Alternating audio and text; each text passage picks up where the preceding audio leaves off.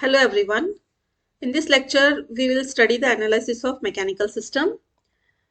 Now, in mechanical system, the motion can be of different types, that is the translational, rotational, or the combination of both. And the equations governing such motion in mechanical system are often directly or indirectly governed by the Newton's laws of motion. Now we will see what is a translational motion. So here, consider a mechanical system in which the motion is taking place along a straight line. So such systems are of translational type. And these systems are characterized by the displacement, linear velocity, and linear acceleration, which are denoted by small x, small v, and small a respectively.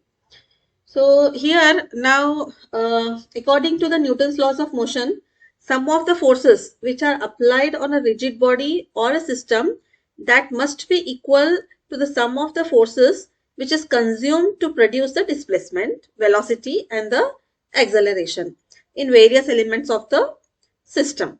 Okay, so here this translation motion, it is governed by the what? Governed by the Newton's laws of motion.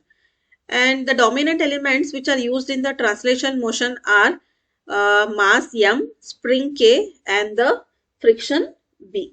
So these are the elements which are dominantly involved in the analysis of the mechanical motion systems. Okay, sorry, analysis of translational systems. So next is the rotational motion. Now we have seen that in translational motion, the motion will be taking place along a straight line, whereas in rotational motion, the motion will be about the fixed axis. Okay, so in such systems, the force gets replaced by moment about the fixed axis, that is here. Okay, so here the force gets replaced by the moment about the fixed axis. So it will be force into distance from the fixed axis, and the force gets replaced by torque. So this torque is equal to moment about the fixed axis, that is equal to force into distance from the fixed axis.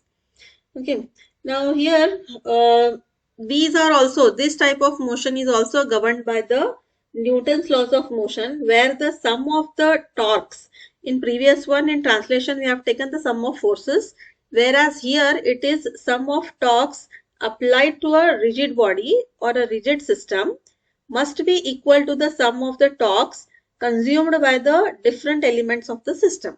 Okay, in order to produce what? Angular displacement. There it was only displacement. Here it will be angular displacement theta, and angular velocity omega, and angular displacement alpha.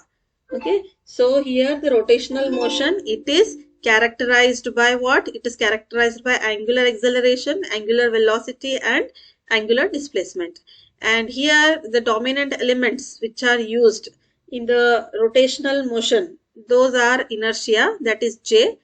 There it was mass, so here mass is replaced by inertia. Spring and friction will remain same in both the rotational and the translational motion. So this was about the analysis of the mechanical system. Thank you.